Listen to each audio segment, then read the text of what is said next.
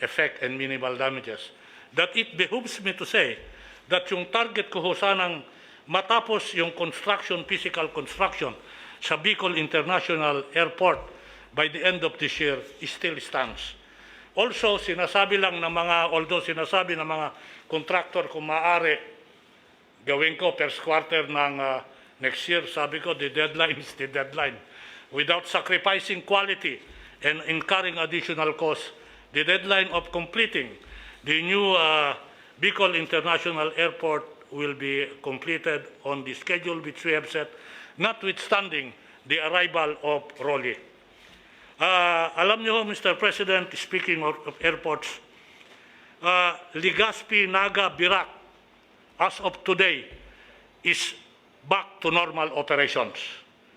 Yung Manila International Airport is back to operation since 10 o'clock this morning.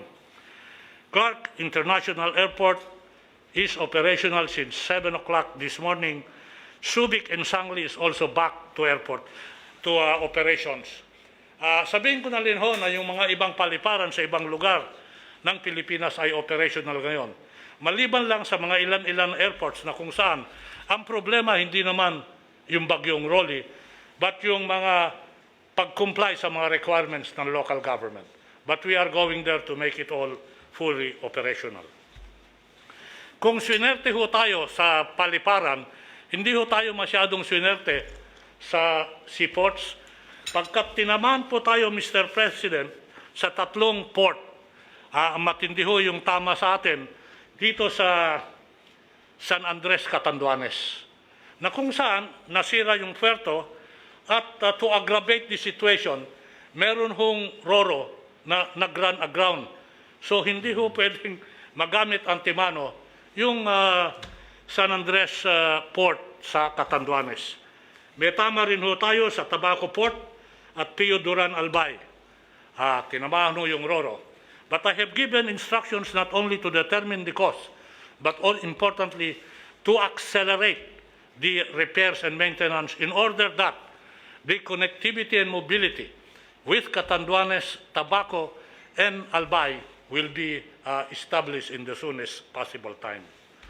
Doon ho sa Riles, wala ho tayong damage sa LRT1, LRT2, MRT3. Wala ho tayong damage yan. Pero sasabihin ko rin ho, if I may, Mr. Mayor, President, as we speak today, yung MRT3, ang speed ho natin ngayon dyan is 50 kilometers per hour. Nung nag-assume ho tayo, Mr. President, during your term, the speed of MRT3 hovered between 25 kilometers per hour to 28 kilometers per hour. Ngayon ho, starting November, tumatakbo na ho tayo ng 50 kilometers per hour kasi natapos na ho yung paggawa ng mga release ng tren sa MRT. Ang ibig hong sabihin dito, yung headway ho, which before was 9 minutes to 11 minutes, nabawasan. Target ko ho, by December of this year, the kilometers per hour speed of our train shall be 60 kilometers per hour. That will be a record achievement for your administration, Mr. President, kasi naibalik na sa original speed yung MRT3. Ibig sabihin, kung mapapaiksi yung speedway, mapaparami yung sasakyan kasi yung turnaround mapapabilis. Wala hong damage sa Riles. Doon sa kalsada, today, pinadagdagan ng LTFRB yung mga ruta at mga PUJs na bumabagtas at tumatakbo sa ating mga kalsada sa Metro Manila. I'm happy to say, Mr. President, that as we speak today, yung public utility vehicle has increased. Tumatama na ho tayo more than 72%, notwithstanding the pandemic and COVID-19. We are continuously improving on this. This morning, as of 5 o'clock, yung EDSA busway, yung may dedicated lane, nag-umpisa huling maging operational by 5 o'clock this morning. Yun lang po, Mr. President, in summation, are the developments in the transportation sector in relation to Rolly. Ngayon ho, may bagong bagyong pumapasok, si Bagyong Sioni. Sabi ni Secretary Lorenzana, it's better to overestimate than underestimate. We are doing the same template insofar as Typhoon Shoni is concerned. But That's all, it is Mayor not. President. It is not as powerful as Rolly. Itong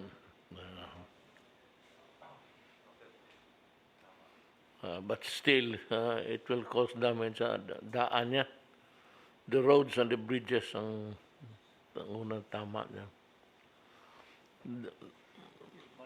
Might pass north of Cagayan. It might pass north of Cagayan between Batanes and Cagayan, Mr. President. So we are hoping that it will really hit that area. So who's going to report next? Sir, go ahead. Thank you, Mr. I'm sorry, but the more handsome guy, Tugadi was, nagsalita na kaagad pag na-stressing his hand, he commenced to talk, so hindi tayo magawa.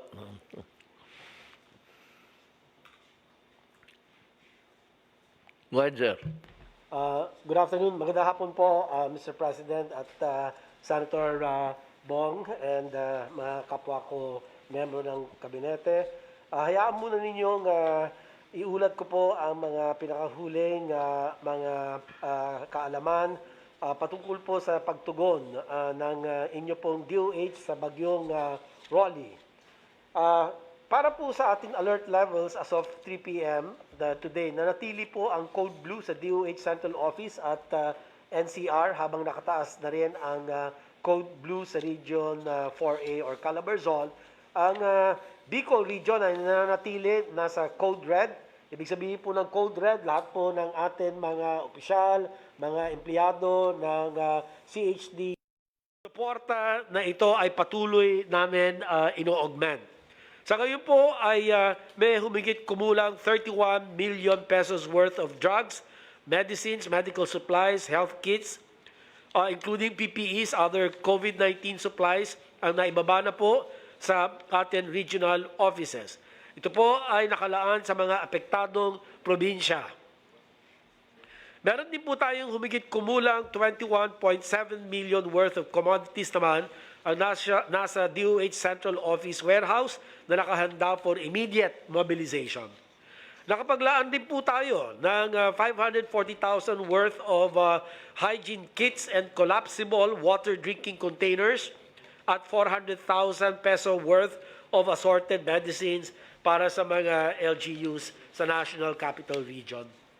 Next slide. Next, please. Ayan, okay na yan. Ang Bicol Center for Health Development ay nagpadala sa atin ng request para sa mga sumusunod na pangangailangan sa kanilang response effort sa 6 na probinsya. Ito po ang Catanduanes, Camarines Norte, Camarines Sur, Albay, Masbate at Sorsogon. Kabilang po sa mga request na ito ay ang mga hygiene kits, chlorine granules, cadaver bags. Sana po ay hindi na magdagdagan. Yun ay ulat po na pumanaw dahil po sa bagyong Rolly. Ang collapsible containers, jerrycans, and first aid kits. Kasalukuyan pong piniprepare ng DOH ang mga request na ito. Para sa 5 probinsya ng Camarines Norte, Camarines Sur, Albay, Sorsogon, Masbate, tayo po ay magpapadala at ng mga 7,500 hygiene kits, at least 20 barrels of chlorine granules, 500 cadaver bags, 7,500 jerrycans, and 1,000 first aid kits. At para sa Catanduanes, the same items po ang kailangan nila, but we are still coordinating for the initial estimates. At sa ibabaw po nito, we have also preposition medicines for the 4th quarter worth 350,000, additional 200,000 worth of medicines, and also other supplies. At para ang total logistics augmentation ng DOH para sa Region 5 ay nasa 1.5 million, at nakapagbigay rin po tayo ng financial assistance to 6 provinces, Naga City, and 3 DOH hospitals in the amount of 20 million. At nakapag-deploy na po tayo ng mga rapid health assessment teams sa Region 5 At base po sa kanilang naunang reports ay nasa 55 million ang total damages sa ating mga health facilities. At kabilang po dito ang pinsala sa Bicol Regional Training and Teaching Hospital na nasa 30 million. Sa Bicol General Hospital naman ay tinatayang nasa 10 million. Samantalang sa ating pong Bicol Regional Diagnostic and Reference Laboratory ay nasa 15 million. Inaantabayanan natin ang ulat para sa estimated damages for Bicol Medical Center, pati na rin sa ating Center for Health Development sa Region 5. At ang next slide, ayon po sa initial na ulat na amin pong natanggap, ito po ang mga issues at concerns sa ating response efforts sa mga heavily affected areas. Dahil sa pinsala ng bagyo, unstable po ang communication lines, power at water supply sa Kabikulan o Region 5. Pangalawa, ang ating mga health personnel sa Region 5 and other affected areas ay nahirapan din makareport for duty dahil sa dinanas na heavy flooding, flash floods at lahar flow. At pangatlo po ay nakita rin po natin na potential problem ang cold chain management para sa ating mga bakuna, COVID-19 test kits at specimens kung magtatagal ang pagbalik ng kuryente sa mga apektadong lugar, lalo na may parating pang Typhoon Rolly. Pero kanina umaga, Mr. President, nakausap po namin si Secretary Alcusi at minamabuti po ni Secretary Alcusi na maibalik kaagad, mag-normalize ang electrical supply sa mga naturang mga lugar. Para naman sa ating po mga temporary treatment and monitoring facility, as reported yesterday, ang mga pasyente at mga yaman tao pangkalusugan sa mga isolation and quarantine facilities ay nailikas na po sa mga iba't ibang mga hotels, hospitals, and other safer facilities. Para sa 5 mega TTMFs or isolation quarantine facilities, ito po yung Ninoy Aquino Stadium, Rizal Memorial Stadium, Philinvest 10, PICC at Philippine Arena. A total of 324 individuals were evacuated, 155 patients, and 169 staff. Ang mga LGU, TTMFs in NCR naman, ito po ang Makati, Pasay, and Las Piñas, ay nakapaglipat o nailikas sa mga pasyente mula po sa kanilang mga facilities to designated hotels and hospitals. Sa probinsya naman po ng Albay, ang mga pasyente sa quarantine facility patients ay in-evacuate sa mga daycare centers, public schools at evacuation centers. Ang ating mga teams ay nag-conduct ng post-disaster needs assessment para sa ospital at mga iba pang pasilidad, kabilang po ang mga TTMFs in affected localities once the flooding subsides at pagkalagpas po ng bagyong Rolly naman. To determine their safety and to provide the necessary assistance, tayo rin po ay magbibigay ng mental health services and psychosocial support to our health personnel directly affected by the typhoon and will augment staffing upang masigurong patuloy ang pagbibigay ng serbisyong pangkalusugan sa mga apektadong mga lugar. Kami po ay nananawagan, sunod lang, next slide. Kami po ay nananawagan at nakikiusap sa ating mga LGUs, primary responders at sa publiko na panatiliin ang mga sumusunod na mga minimum public health, minimum health standards. Ito po yung sa mga evacuation centers, sa lahat po ng panahon, dapat nag-oobserba ng kanilang minimum physical distancing na hindi po iikse sa 1 metro sa gitna ng mga mamamayan at ang paggamit, pagsuot ng mask sa lahat ng panahon at ang respiratory etiquette, ang tamang pag-ubo, ang tamang paghugas ng kamay gamit ang sabon at malinis na tubig, ang pagtukoy o pag-designate ng mga safety officers para sila po nagmo-monitor ng health status ng ating po mga kababayan sa loob po ng mga evacuation centers at yun din pong pinag-iingatan yung kinakailangan ang kanilang proteksyon mula po sa mga waterborne diseases na ito po ay madalas mangyari, lalo ng leptospirosis. Ito po ay nakukuha, nakamamatay po itong infection na ito, kaya kinakailangan ay kung hindi maiwasan, nakabota ang mga tao, yung mga nagtatrabaho para maibsan ang infection. At kung sila naman ay nasulong sa baha at may sugat sa kanilang mga paa at posible ay magkaroon ng lepto, ay kinakailangan pumunta na po kaagad sa kanilang mga pagamutan para mabigyan ng antibiotic prophylaxis. At atin pong binigyan na paalala na dapat pinapakuluan ang kanilang mga tubig inumin ng 3 minuto at lutuin maigi ang kanilang mga pagkain. At ito po ang ilan sa ating pong mga pagtugon. Ginoong Pangulo, patuloy po ang atin na pakikipagtulungan at pakikipag-ugnayan sa atin mga Health Emergency Response Teams, Centers for Health Development at iba pang national government agencies for updates. At kami po ay nakakasiguro, Mr. President, malalampasan rin natin ang pagsubok na ito. At yan lang po akin ulat. Magandang hapon po sa inyo, Mr. President. Thank you, Secretary Duque. It was a good report.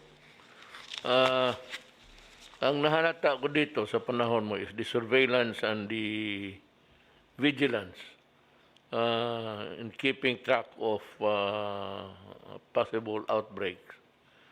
I like that, and you've been doing it. That's why I cannot find any plausible or even a meager argument for your suspension. Wala akong nakitang trabaho mo maganda. The surveillance that you are doing is, and the vigilance, public health is amply protected. Who's the next to... Sige lang. Sir, for the first time po, nakapag-establish po ng communication with Catanduanes kanina around 1:30, matapos po yung special presidential press briefing natin. Unfortunately po, nakaalis na yung karamihan na kasama natin sa kabinete nung nakontak ang Catanduanes. It was the first time nakakontak po tayo. It was through VSAT na pinadala po ng OCD na isinakay po sa eroplano ng Coast Guard. At yun lang po yung ating means of communication at saka yung mga satellite phones. No? Nangako naman po si Yusek Halad na bukas magpapadala ng C-130 sa Catanduanes. Kaya nga po bago mag-report si Sec Bautista, sabihin ko lang po yung mga sinabi ni Governor Joseph Cua na mga pangangailangan nila. Catanduanes daw po is completely isolated now. Wala silang puerto. The airport po pwede namang paganahin. Wala po silang kuryente, wala silang telepono. Nakontak lang po sila through VSAT at may dala-dala pong satellite telephone ngayon ang OCD. Meron daw silang 2,000 or so pre-positioned food pack galing sa DSWD, pero wala rin po silang waterworks system. Ang pinagkukuhanan nila ng tubig ay deep well pero wala rin kuryente. So I suppose kinakailangan po talaga mag-airlift ng maraming tubig para sa Catanduanes. At yun nga po, gaya ng nasabi ni Secretary Tugade, yung puerto po nila at saka yung connection nila sa mainland ng Legazpi ay hindi po naglalayag ngayon. No? So parang they will be fully dependent on airlifted assistance. So yun lang po, no? Dahil lang sabi naman nila, they're so far so good dahil ngayon pa lang naman nangyari. Pero with your permission po, ang pinangako ko rin sa mga taga-Catanduanes, we will try to contact them po ngayon para po makausap po nila kayo kung po pwede po, no? At kung kakayanin po, no? Kasi generator power po sila lahat ngayon doon at hindi ko po alam talaga kung makakakontak ngayon. With your permission, Mr. Mayor. Yes, yung mga concerns mo, the issues that you raised, better pass it on to the DSWD. Kasi yun yung it's his turf. It is within the province of DSWD. Sila yan eh. Mind you,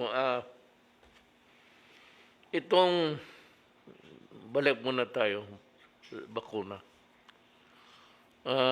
Marami kasi akong nababasa na people negotiating.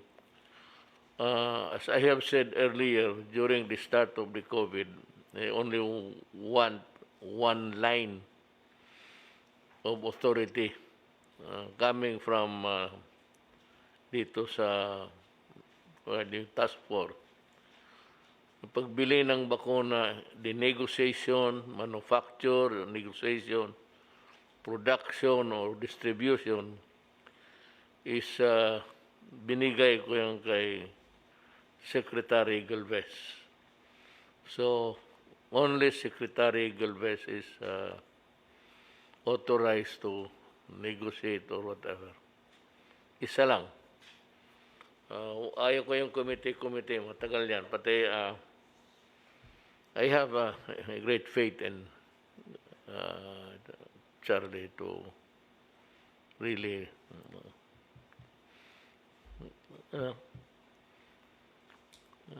come up with the solutions of the problem. Who's next? Si Roy, ikaw na? Secretary Bautista, you want to report, to make the report now? Yes, Mr. President. Ilabas lang po yung slide presentation.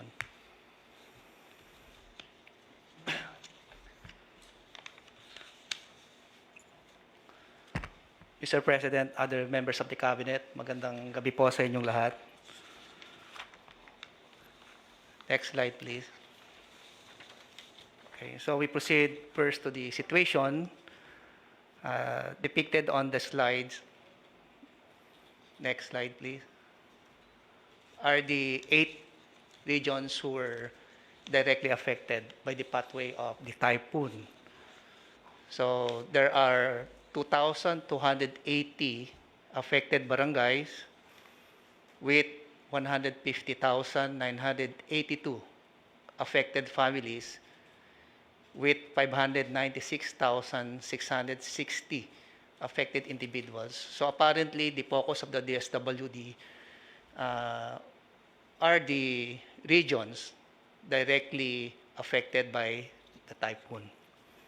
Next slide. With regard to status of displacement,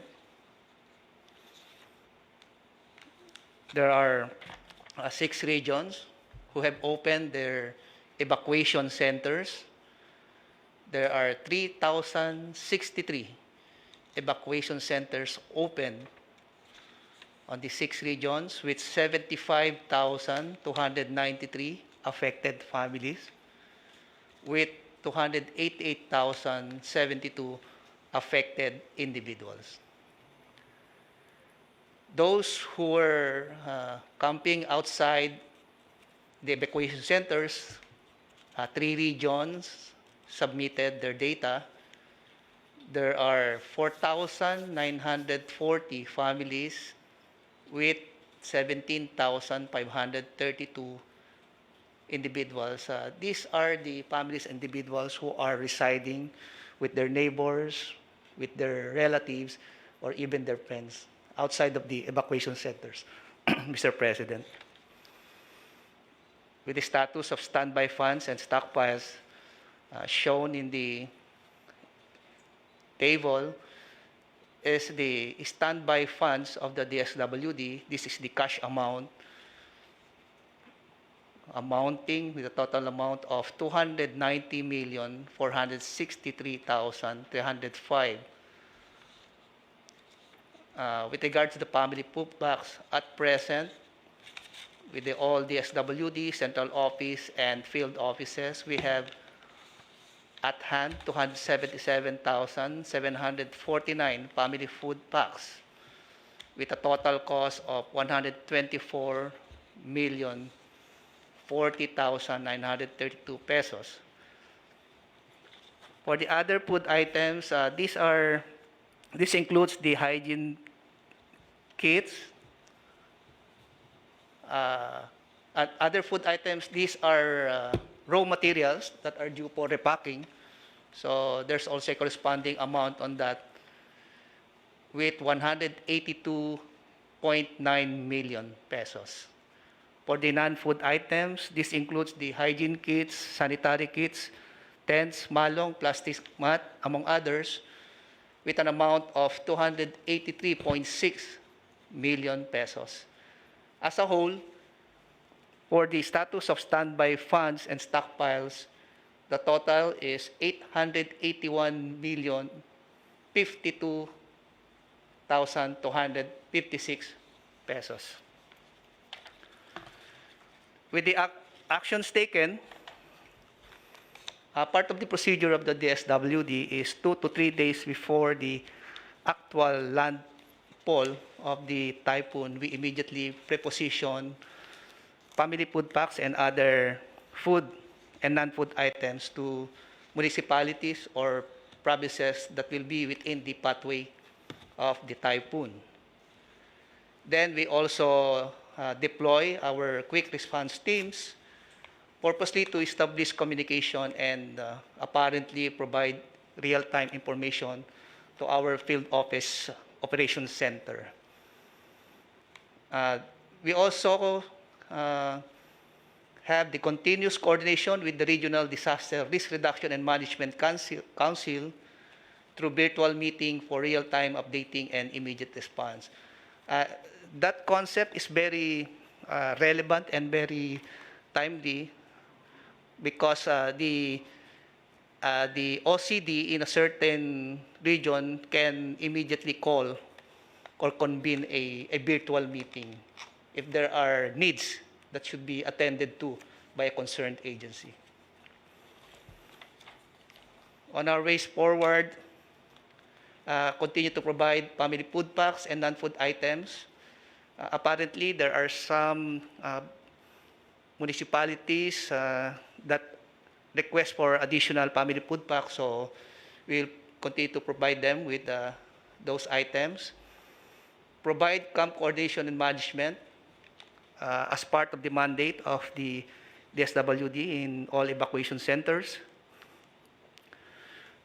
Conduct case management to affected families so that to determine if they can avail of the other programs of the DSWT to include the assistance to individuals in crisis situation, cash for work, and the sustainable livelihood program. Conduct rapid damage assessment and needs assessment of affected areas. For the appreciation of the President, one of my team on the Field Office 5 joined the RECON at the Catanduanes and conducted immediate damage assessment and need assessment. As a result of which, as mentioned by our spokesperson, Secretary Hari, there will be 2 flights that will be allocated to Catanduanes, bringing their in family food packs and other food, non-food items. And again, we will ensure that there will be water that will be included on that flight. So that will be, the flight will start in the morning and the last flight will be up to 12 noon. We also provide social first aid intervention to affected families and individuals, especially those in the evacuation centers, also as part of the mandate of the DSWD. This is in coordination with the Department of Health. That ends my presentation, Mr. President. At maraming po salamat. That's a good report on the actions taken by your office. I'm quite satisfied with your work in the department. Sino yung gustong pag-asa? Pag-asa, do you have something to say? Yes, Mr. President, our national Director Malano will report, and he will cover, number 1, the bulletins that we issued from October 29 to November 2, the track forecast for Rolly since it started as a low-pressure area until it became a super typhoon, and again, going down to the tropical storm category. the hourly rainfall record, and our dam updates. We also have, we are happy to report that our forecast rock error is for Rolly is down to 41 kilometers as compared to the maximum of the World Meteorological Organization, which is 120. So may I now call Administrator Malano. Magandang gabi po sa lahat, Mr. President, honorable members of the Cabinet. As Secretary De La Peña said, the focus of my presentation will be on the actions taken that we have for the monitoring of Typhoon Rolly, updates and for dams, and the update for the passage of tropical storm Rolly. Next slide, please. Yeah.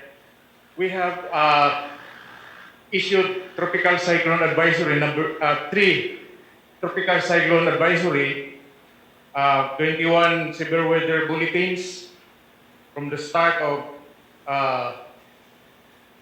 it entered the Philippine area of responsibility. Tropical cyclone warning for shipping. For Rolly, This, excuse me, type warning is disseminated through email. kay Rolly ba ito? Kay Rolly po, Rolly po. Ah, We have issued 11 gale warnings, 5 associated with Rolly, and we have issued 3 watches and 8 warnings for storm surges occurrence. Next slide, please.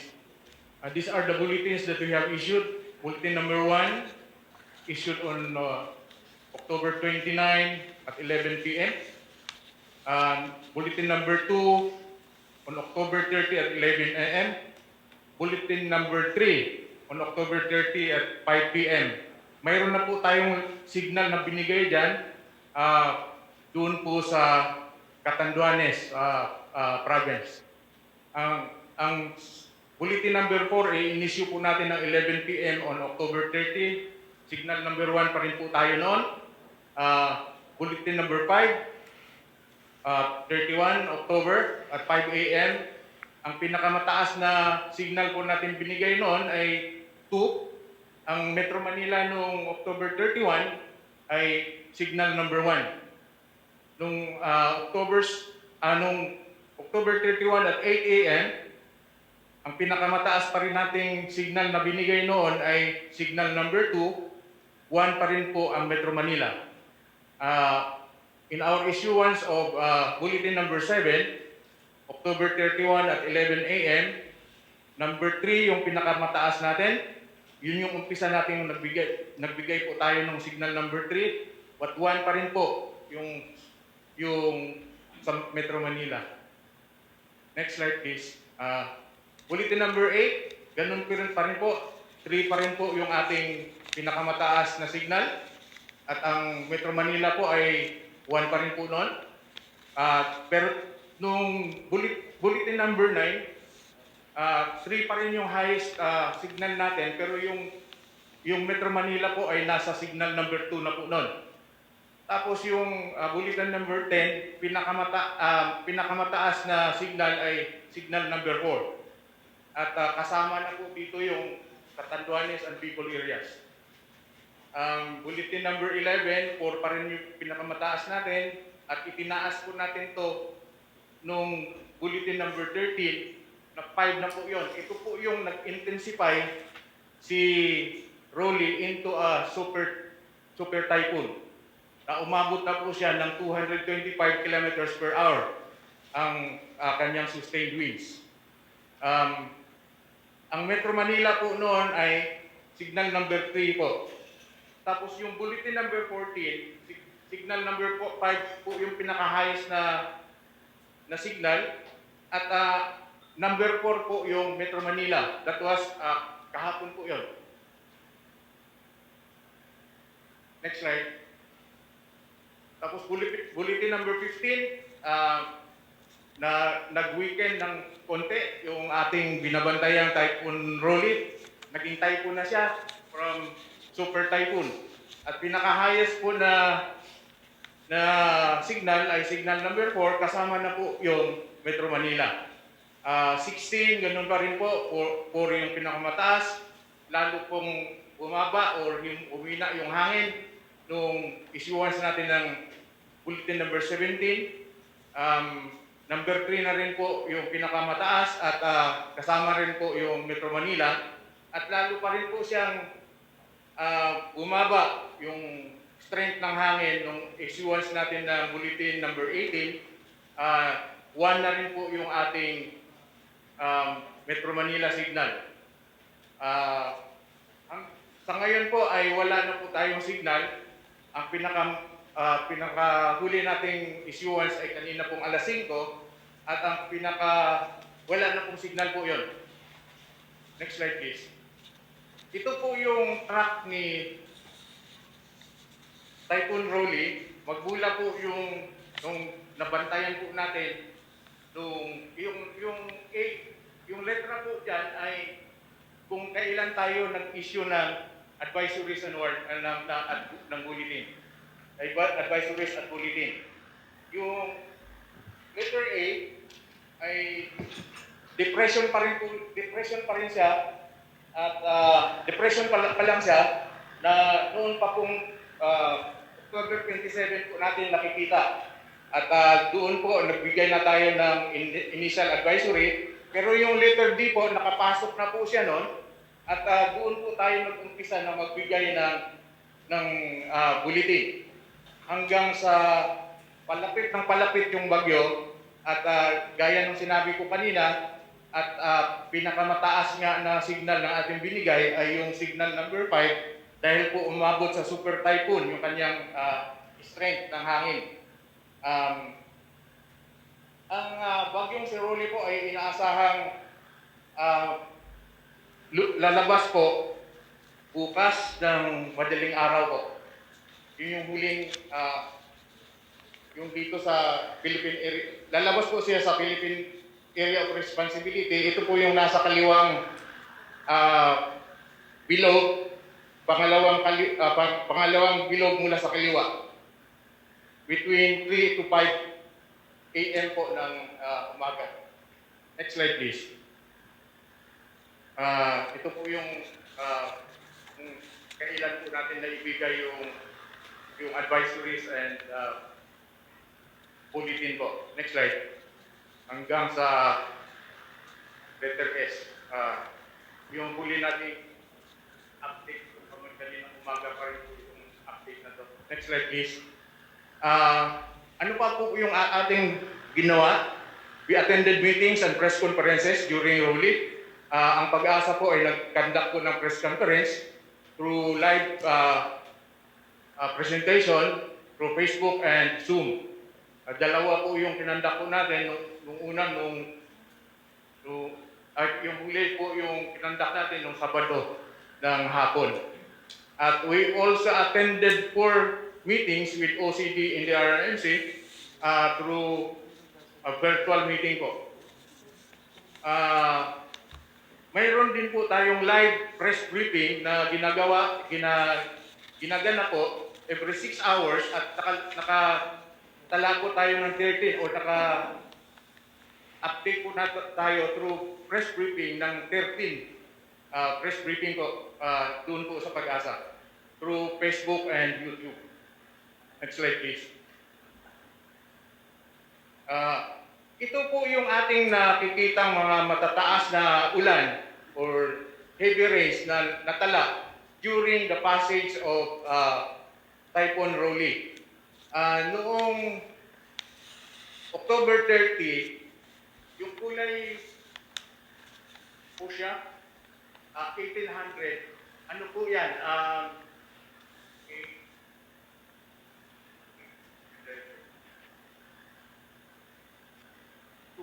2 o'clock po ng umaga po yan ng October 30. Umabot po siya ng 88. Ang significance po niyan is intense po yung ulan na yan dahil in 3 hours lang po yan. Doon sa pinakamataas, yung El Salvador City doon sa Misamis Oriental. Noong pong alas 2 ng hapon, doon sa Tugigaraw, nakatala din po tayo ng 48 in 3 hours lang din po yan.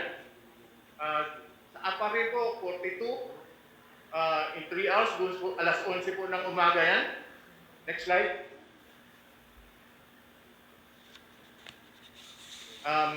Noong October 31, ang pinakamataas na record natin in 3 hours, yung last column, second to the last column po, ay 98 millimeters in 3 hours.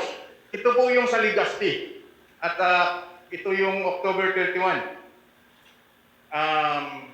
Yun yung pinakamataas na na-record natin doon sa passage ng related to the passage of Typhoon Rolly.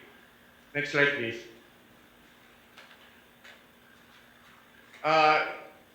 Nung November 1, ito yun, yung alas 11 ng umagang record natin, from 8 to 11 ng umaga po ito. Doon din po sa Legazpi, na istasyon po ng Pag-asa, ay naka-record po tayo ng 104 in 3 hours. So, intense po, torrential na po yan, yung ano natin ng ulan na yan. More than 30 millimeters in an hour. Next slide, please. At ito yung na-record po natin ng different stations po natin ng Pag-asa, yung pinakamataas na hangin na atin po na-record during the passage of Typhoon Rolly, doon po naka-record po tayo ng 198 kilometers an hour dito po sa November 1. At bago po, the day before that, 144 kilometers per hour ang ating na-record. Next slide, please. Ito yung sinasabi ng ating Secretary ng DOST kanina, na ito yung error po natin. Yung second column po, ito yung forecast stock error in 24 hours. Yung sumunod na column, yung third column po, in 48 hours or 2 days. Tapos yung sumunod na column, after 3 days na forecast, 4 days, then 5-day forecast. At dito po sa pag-track natin ng Rolly, yung forecast error po natin in 24 hours, yung nasa huli po is 41.1. Sabi po ni Secretary de la Peña kanina, ang average na error for all members of the WMO ay nasa 120 po. So, we started in 2015 para kunin po natin yung error at ang aming target po noon is 100 kilometers yung error.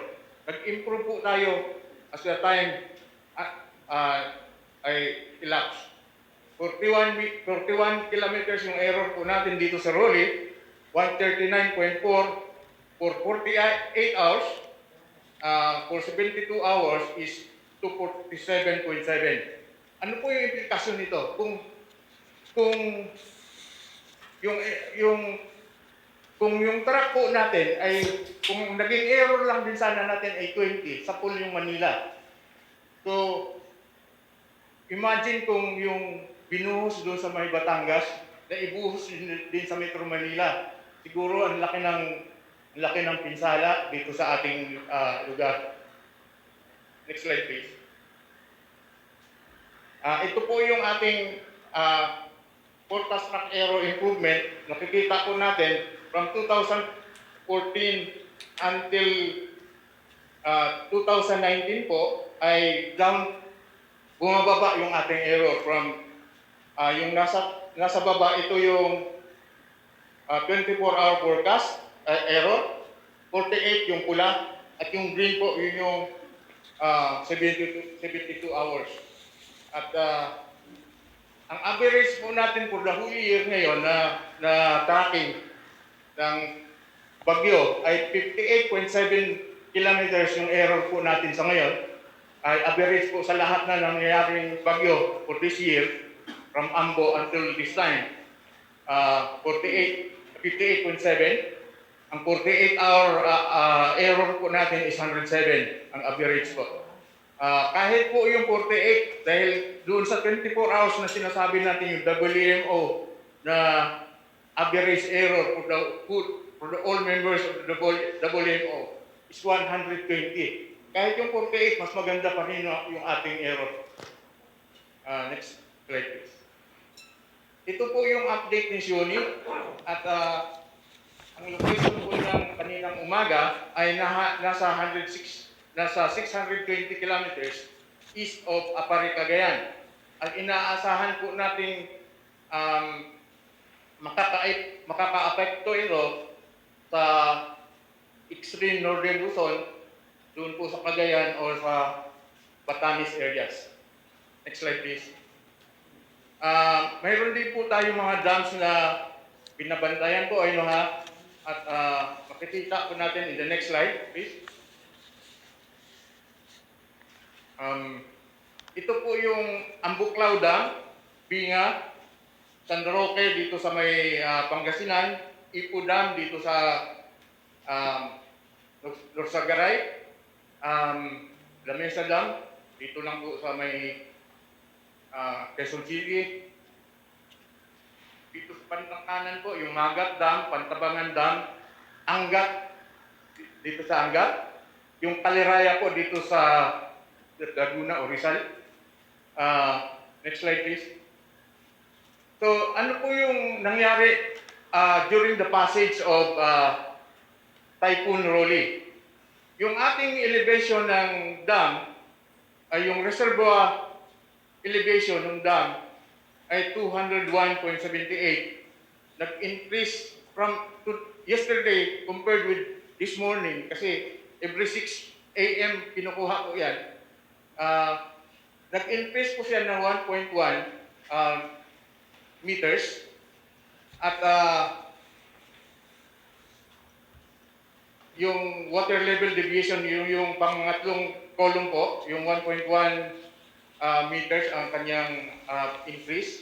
Although ang normal high water level ay 210 at inaasahan po natin pagdating ng November, last week ng November or towards December, ay aabutin po yung normal high water level at the rate the level of dam is increasing doon sa Angat. Makikita po natin yung rule curve, yung pang 1, 2, 3, 4, 5, 6. Yung ibig sabihin po ng rule curve elevation is pag inabot po yung rule curve elevation, lahat po ng gumagamit ng tubig doon sa dam ay binibigyan po ng tubig. Unang-una po ang priority po niyan is domestic for Angat at ang second priority po dito is yung agriculture at last priority po yung power generation.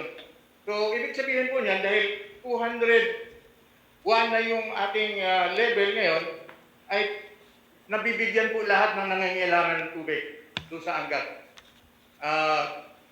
Ang mababa lang po na level ng tubig dito sa 7 o 8 dam na ating tinitingnan ay itong Pantabangan tsaka yung San Roque na malaki pa yung pangangailangan. Yung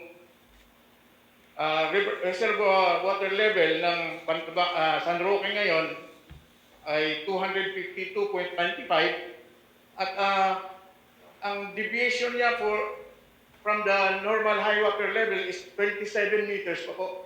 So kulang pa po yung kanyang tubig. At hindi pa rin po niya naaabot yung sinasabi nating rule curve. Yung Pantabangan po ay kulang din po, 22.78 meters ang kailangan pang tubig para umangat at maabot niya yung rule curve. Next slide please. You think we need another 2 typhoons to fill up these 2 dams? Ay, 2 typhoons, baka 3 pa po. You have money? If you have money, then we can afford it. But if, well, it's always a destructive thing. It's always a typhoon. So, Pero say, go ahead. I'm listening. doon po natin nakikita kung gaano ka-importansya din yung bagyo sa atin. Kasi pag walang bagyo, wala din talagang Puta. sa ating ulam.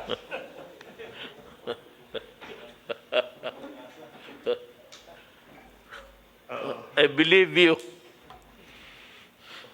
Ang pinagpipray lang po natin yung hindi devastating yung bagyo po.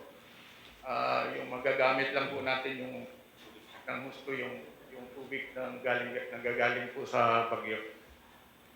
Yeah, your statement is too cavalier. We need the typhoons to fill the dams. Well, in a sense, a cavalier statement, but totoo. I agree with you. After listening to you. Go ahead. Sige po. Ito rin po yung ating mga bulletins related to sa pagbabaha sa different regions na atin pong for all the regions for the whole Philippines. Ito yung mga nabigyan po natin ng bulletins, Pampanga, Agno, Bicol, Cagayan River Basins. Yung General Flood Advisories ay naibigay po natin sa CAR, NCR, Region 2 dahil mayroon din kahit yung CAR po ay hindi po related yung kanyang pagtaas ng paglaki ng ulan doon sa directly related po doon sa pagdaan ng bagyong si Rolly. Pero mayroon din pagtataas ng ulan na naobserbahan doon sa CAR, sa NCR, sa Region 2, Region 3, yung 4A po, 4B, sa Bicol Region, Region 6. Kahit po doon sa Central Visayas ay meron din pong pagtataas ng ulan na atin pong naobserbahan na magkukos din po ng flooding. Yun lang po at... No. I have one question for you. Who determines what name the typhoon would bear? Sino tigabigay ng appellation ng bagyo? Yung bagyo po, ang pangalan po, mayroon na po tayong 4 sets ng bagyo na pangalan na yung year na to may set na pangalan from A to Z. Next year mayroon din po from A to Z. Pero mayroon po tayong reserve po pag lumagpas po siya ng 25 tropical cyclone that will affect during the year. Meron din tayo mga reserve names. Sa international name, nagbibigay din po tayo ng pangalan, nag-contribute din po tayo, at ang nagbibigay ng pangalan pag may bagyong dadaan ay yung regional center ng dito sa lugar natin, yung West North Pacific, yung Japan po. Mayroon na nga po nagtanong kung bakit kailangan pa natin magbigay ng local name. I understand you. Ang aking tanong, because you have the international name for a typhoon, it's always adopted almost everybody. Tayo, we have our own. So, every typhoon that comes in, we baptize him or her. So, sino ang tao nagbibigay ng pangalan? Ang tinatanong ko sa iyo. Actually po, mayroong ginawa na po yan ng nauna po sa amin na nagbigay ng mga contribution kung ano-ano yung mga pangalan. Yung pong sinasabi ko kasi, dalawa nga yung pangalan pag pumasok ng sa Philippine Area of Responsibility. Kaya hindi po namin mawawala yung local name dahil yung depression po, yung kategorya po ng bagyo na pinakamababa, tayo lang po yung halos ang naaapektuhan noon. Kaya yung ibang bansa, hindi po sila nagbibigay ng pangalan. Yun yung ano po namin. Dahil pagka hindi po kami nagbibigay ng pangalan, ay hindi rin po magbibigay yung International Center na nasa Tokyo dahil depression lang po yun. Kaya pinapatuloy po natin yung local name dahil tayo lang po yung nagbibigay ng mga pangalan pag yung pinaka-lowest category po ng bagyo, yung tropical depression. Let us limit our concern dito sa ating jurisdiction. So, if I may add something, pwede ninyong idagdag ang pangalan ni Arturo pati ni Mark. Tapos na si Rolly.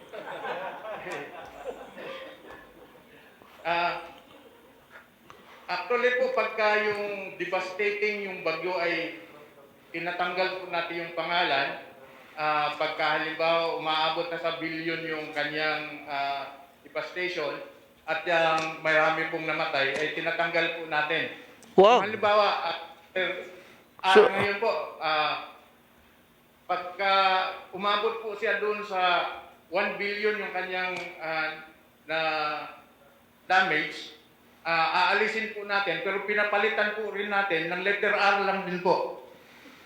Doon ka magkuha sa Dilaw. Marami doon. Well, anyway, salamat. It was a good presentation. It's a bit long, but educational. Because there's the PowerPoint to guide us. Sinong sunod? Anybody here would like to talk? Pwedeng DFO, Department of Agriculture, Mr. President. Go ahead. Can we have please the slide from NDRRMC, please? Again, sir.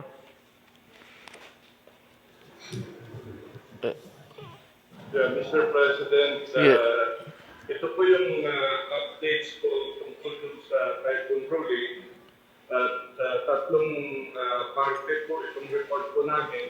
Next slide, please. Ito, damages and losses, Mr. President. Then yung na-save natin sa production as a result of the early warning system. At yung third part is the interventions po, Mr. President. Now, going forward, ito po yung update ko as of 5 p.m. today. Our men and women sa mga regions have been monitoring and really working hard to get actual damages. By commodity po, ang production losses na ay nasa 1.7 billion pesos na po. If that would include infrastructure damages, Mr. President. Ang karamihan po dito, next slide, will give you a good indication. Sa next slide, ito po ang palay po, 68%, followed by high value crops, 28%, then mais ay 3%. So, totaling again, 1.7 billion. Let me mention, Mr. President, na ito yung kay Rolly. Sa Quinta naman, mayroon tayong damage na 2.19 billion. At kung isama po natin yung Pepito ay 120 million pesos. So more or less po yung tatlong bagyo, ang damage po sa agrikultura ay 4.1 billion pesos po. Next slide, please. So with the Pag-asa advisory that we are also depending on from time to time, Mr. President, meron kaming early advisories na pinibigay sa mga iba't ibang probinsya through our regional field offices. So in terms of yung sa bigas, ay meron tayo na save na 1.071,344 metric tons. Sa mais ay may na-save tayo na 45,703 metric tons. ang value po nitong palay na nasave po ay 16.9 billion at sa mais po ay 579 million. So, maganda po itong early warning system at ito po ay nasave natin. Next slide, please. In terms of the saved rice areas with volume and value, ito po karamihan ay talagang nakuha natin sa iba't ibang region. Number one po dyan ay ito po gawa ang forecast dati malawak yung pagsamanta ng bagyong Rolly, pero na-minimize po sa ibang area. So, next slide will indicate also the corn that have been saved. So, almost 600 million po ang saved. Now, ano po yung ginagawa at response activities na ginagawa po ng kagawaran ng pagsasaka? Una, we activated yung national and regional disaster risk reduction operation centers. And we have been working in close collaboration, coordination with national government agencies and local government units and other DRRM-related offices for the impact of typhoons Kita and Rolly and for possible interventions and assistance. We also closely coordinated with water management-related agencies for flood risk monitoring and dam water releases. The next slide would indicate that we have been closely monitoring the typhoon and the extent of damage it would cause to the agriculture and fishery sector. And we are readying the provision of seeds for rice, corn, drugs, and biologics for livestock and poultry, and fishery inputs for fisheries po. The next slide, ito po yung next slide will give you the seed reserves na handang-handa pag rehabilitation na po. Sa rice, 133,326 bags of palay. Sa corn, ready na rin yung 17,545 bags of corn. Vegetables, almost 2,000 kilograms of assorted vegetables. And assorted fruit trees, ay meron tayo naka-focus sa aming parupa 440,000 seedlings. At ganun din sa livestock po, iba't ibang mga animals from chicken to ducks, swine, goats, sheep, and cattle. And dito sa bandang baba, yung mga feeds, drugs, and biologics, at yung quantity po na ready na rin natin ipamigay.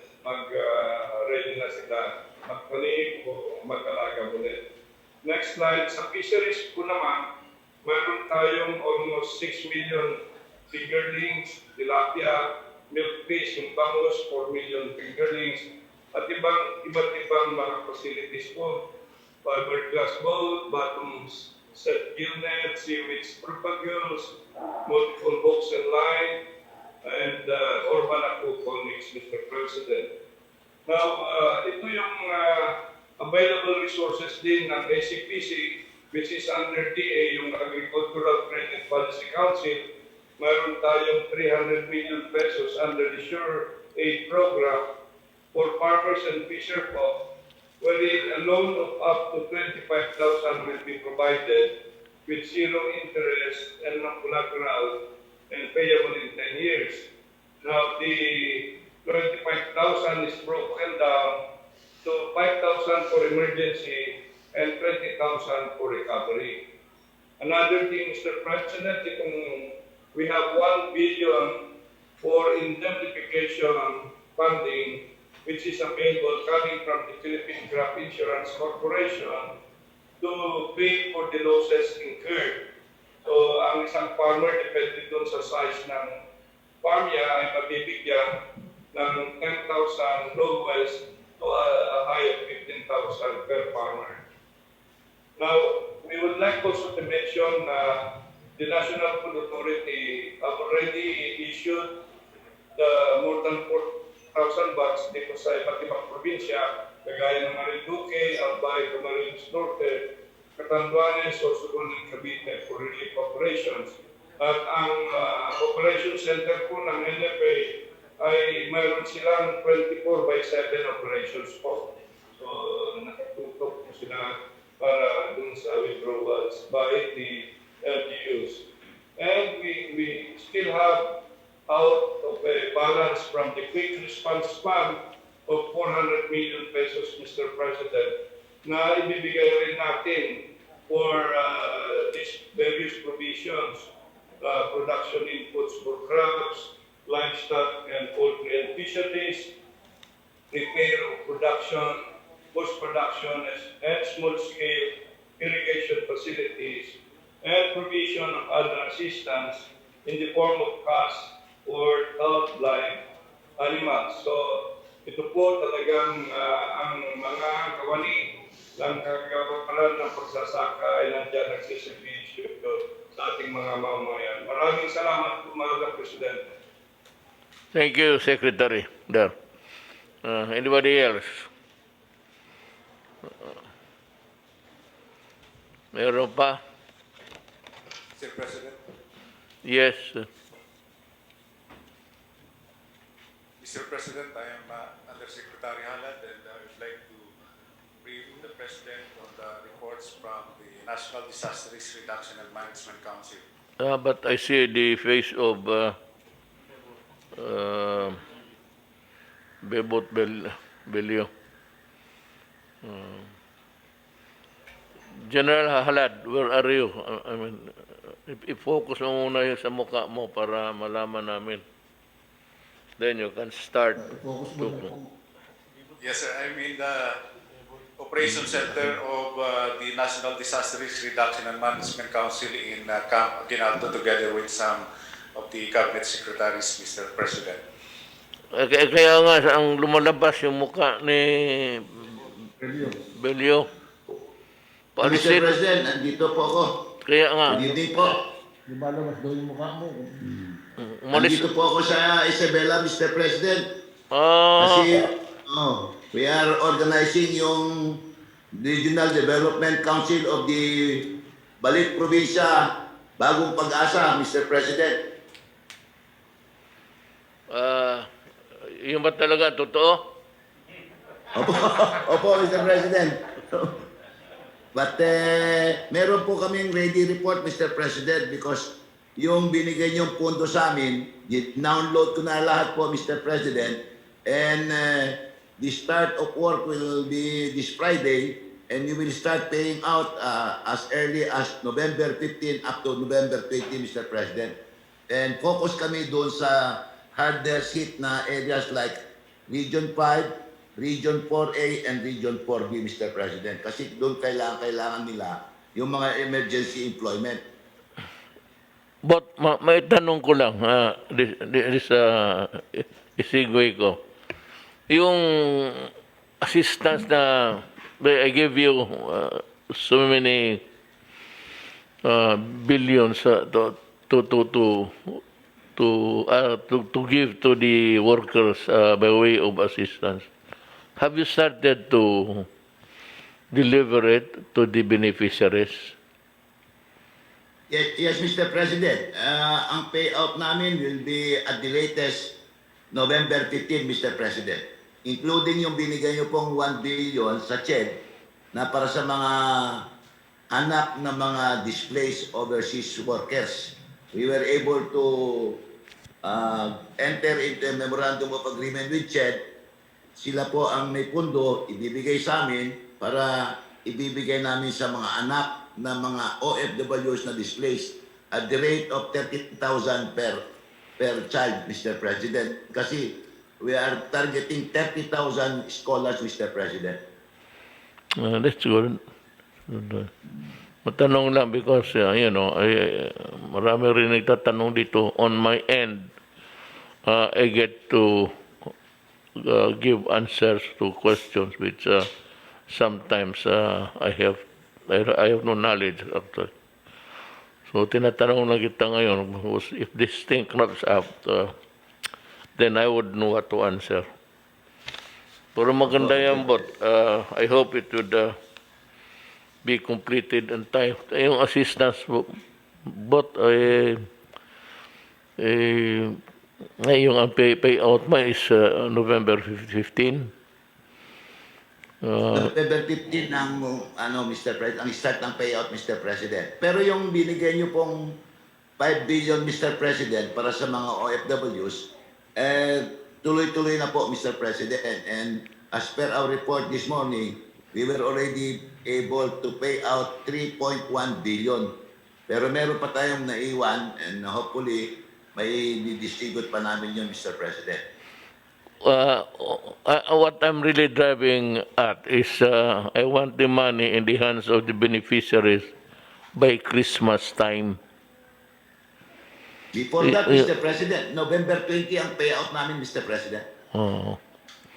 Sana dumating sa kanila para Pasko. Napakahirap ang buhay ngayon. At least kung may maitulong tayo ng konti, ibigay na natin. So I remember giving you so many billions.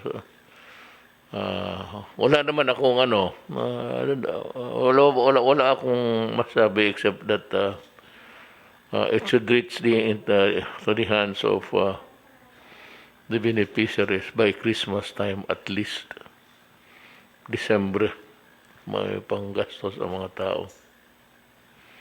Yun lang naman. Opo, Mr. President. We will make sure na they get their benefits at the latest, Mr. President, November 20.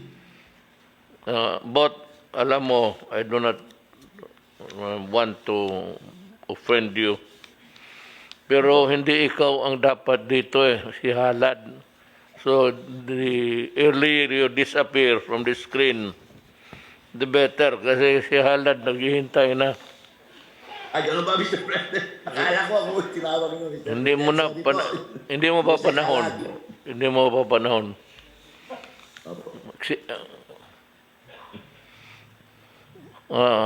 General Halad. Good evening, Mr. President, as well as to our cabinet secretaries and other officials. I will brief on the monitored effects of Super Typhoon Rolly, our preparedness and disaster response operations. Some of what I will be presenting were already explained in detail by our cabinet secretaries who spoke earlier. And so this presentation will provide an overview of the effects and actions of the national government agencies who are members of the National Disaster Risk Reduction and Management Council. Next slide, please. So, a total of 12 regions were exposed or being affected by, or were affected by Typhoon Rolly. The total of affected population is 372,716 families, or 1,468,296 individuals. As of the latest report, there are currently 11 reported deaths and 2 injuries.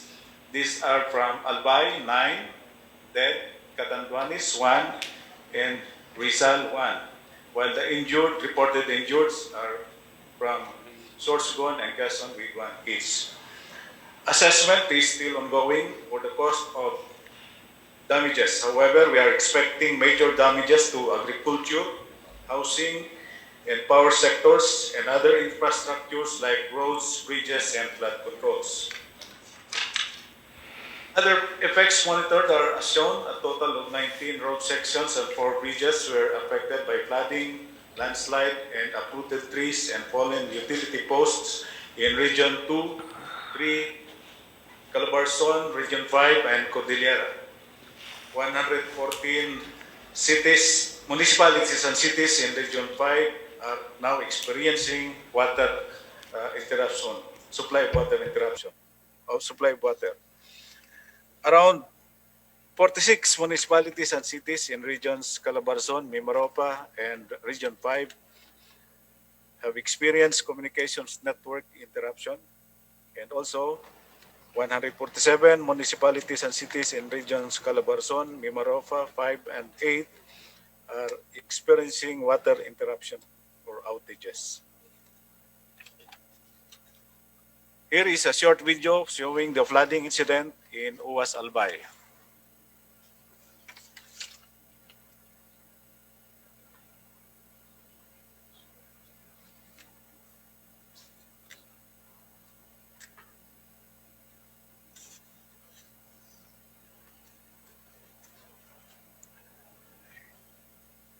In Bicol region, there were reported lahar flow in Albay.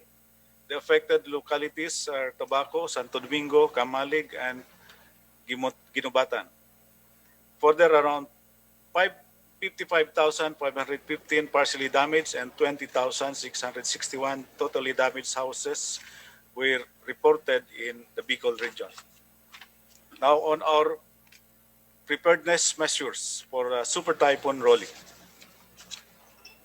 The National Disaster Risk Reduction and Management Council Operations Center sent out 41 emergency alert and warning messages to the public.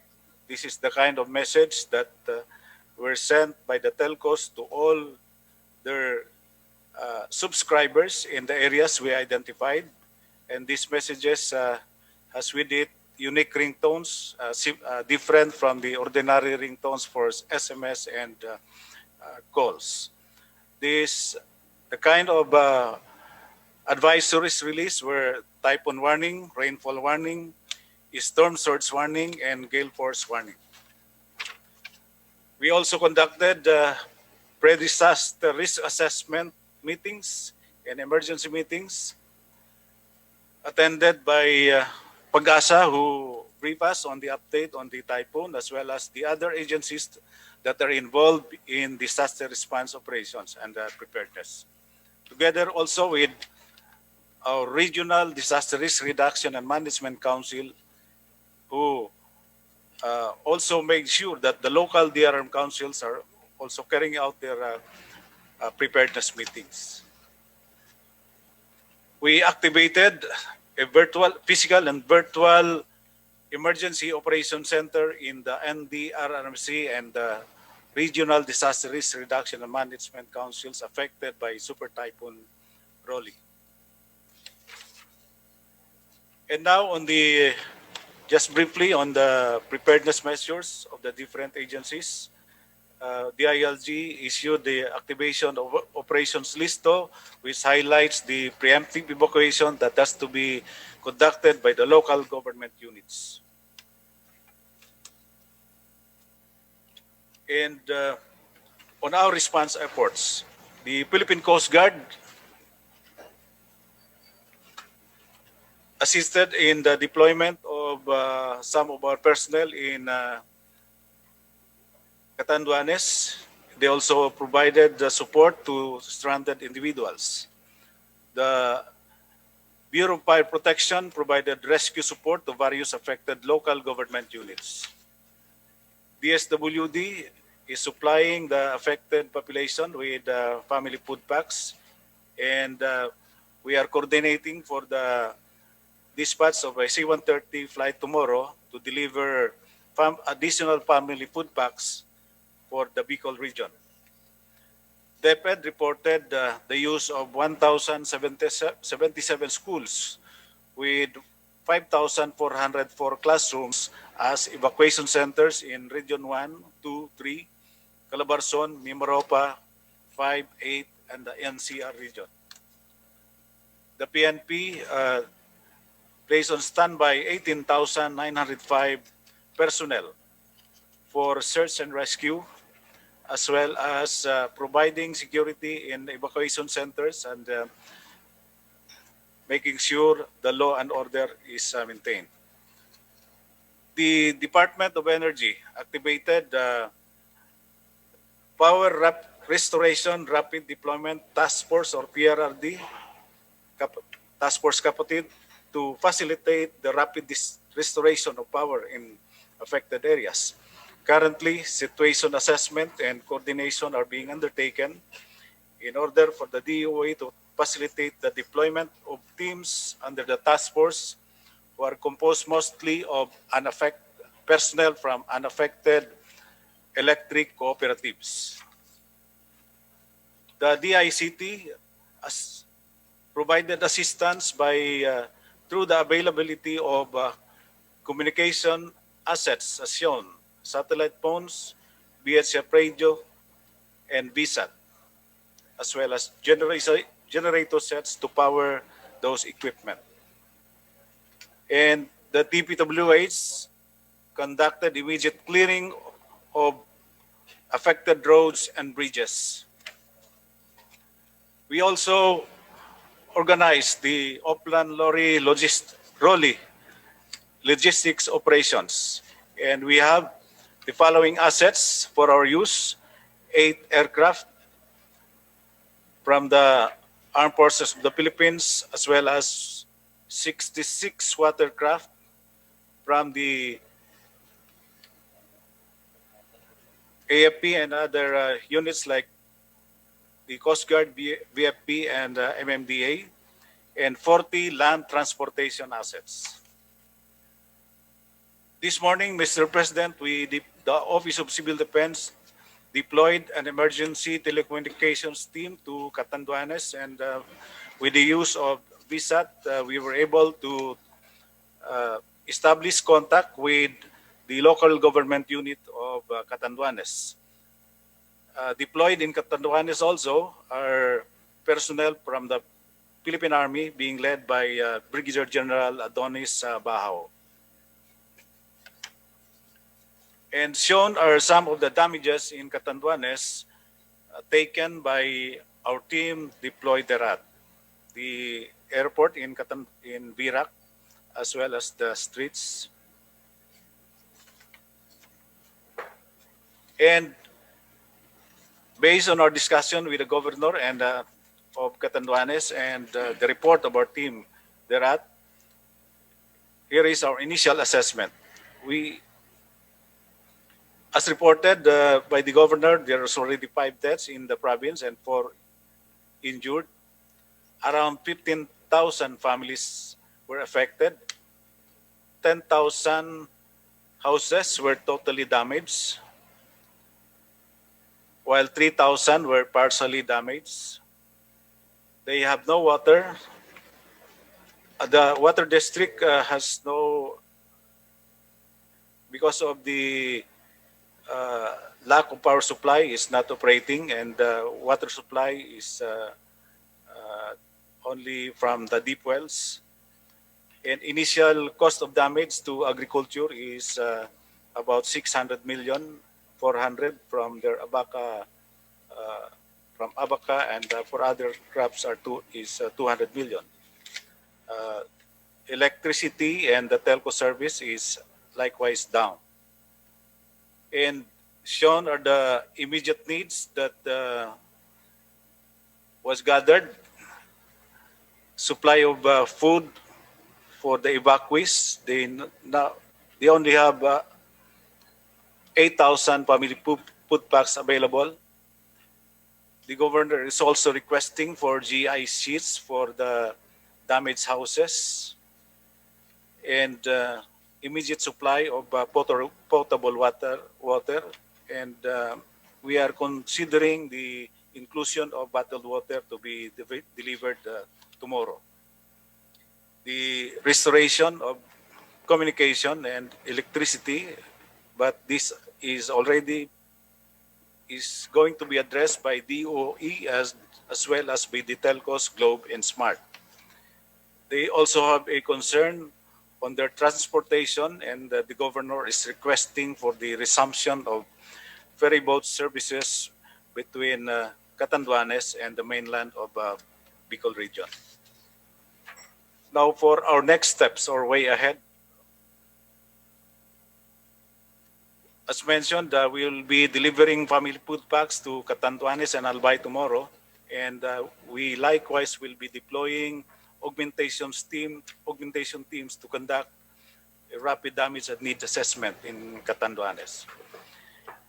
Likewise, may I also mention that we need to sustain the augmentation of resources to support the needs of those evacuees who will be staying for a longer period of time because of the damages to their houses. Also the provision of financial assistance like emergency shelter assistance by the DSUD or Department of Human Settlements and Urban Development, and other assistance like the assistance to farmers by the Department of Agriculture. And lastly, Mr. President, although this will come in maybe 2 weeks, the planning for the rehabilitation and recovery to be led by OCD and NEDA, but to be participated by all the other members of the National Disaster Risk Reduction and Management Council, first with a post-disaster need assessment and then the workshop to develop the rehabilitation and recovery plan.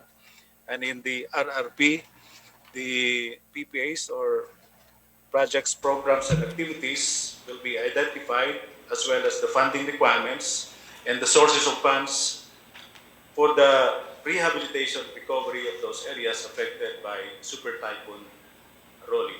That's all, Mr. President. Thank you and good evening. John Halad, I have a question for you. Yung bang sinabi mong lugar na the water works broke down, is there an ongoing repair or are things in the doldrums rather? Inaayos na ba ito? Walang mainom ang tao na tubig o hanggang ngayon ganon pa rin? Actually, that was mentioned by the governor of Catanduanes this afternoon, Mr. President. And the reason for the disruption to their water supply is only because of the disruption of power supply. So they are reliant on the availability of electrical power supply for the operations of the water district. Now, another question. In this water supply, is it operated under LUWA or it's a local undertaking? Operated by the water district, but I think LUWA is the national government agency supervising the water district or supporting. Oh, well, I'm sure that one of them or any one of them are listening now. I'm directing LUWA to help go there and help repair the water system, have it function, to function immediately. Wala tubig yung mga tao doon.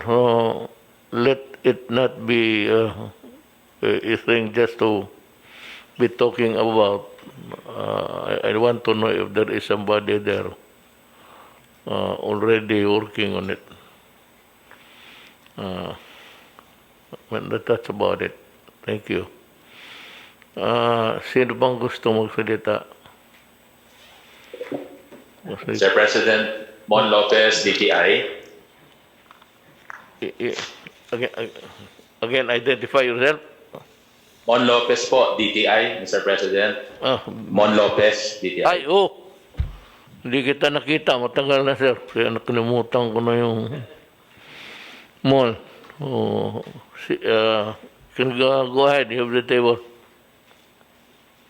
Thank you, Mr. President. This will be a brief report on presyo, yung impact din ng Typhoon Rolly sa mga micro SME and business establishments, pati action taken, Mr. President. Number one, on presyo, generally po, dahil po napakabilis din ng bagyo, except for a few, number of roads na affected as reported by Secretary Villar. Generally, passable po yung mga roads, kaya ang flow of goods and services ay nag-resume po kaagad and ang distribution po nagtuloy rin.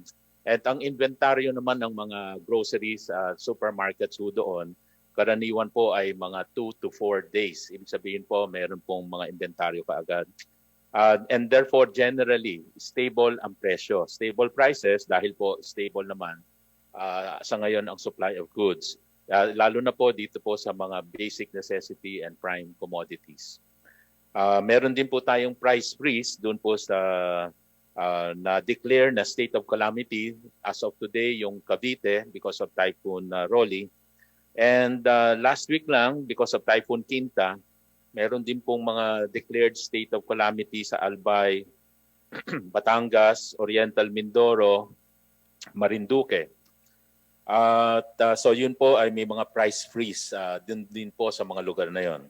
And then for the others not covered by price freeze, meron po tayong umiiral na suggested retail price system or SRP kung saan ang mga presyo nakatakda na pagpunta sa groceries and supermarkets. At yun pong mga presyo na yon ng mga basic necessity prime commodities, yung mga delata, instant noodle, kape, gatas, since last year, September 2019, wala pong increase yung mga presyo na yon at hindi po talaga gumagalaw. Kaya stable po ang presyo pagdating po sa mga food manufactured products. Ang malikot lang po ang presyo dahil po sa supply and demand, yung mga agricultural products na nasa palengke. At nagtakda rin po ng SRP ang DA pagdating po sa mga agricultural products.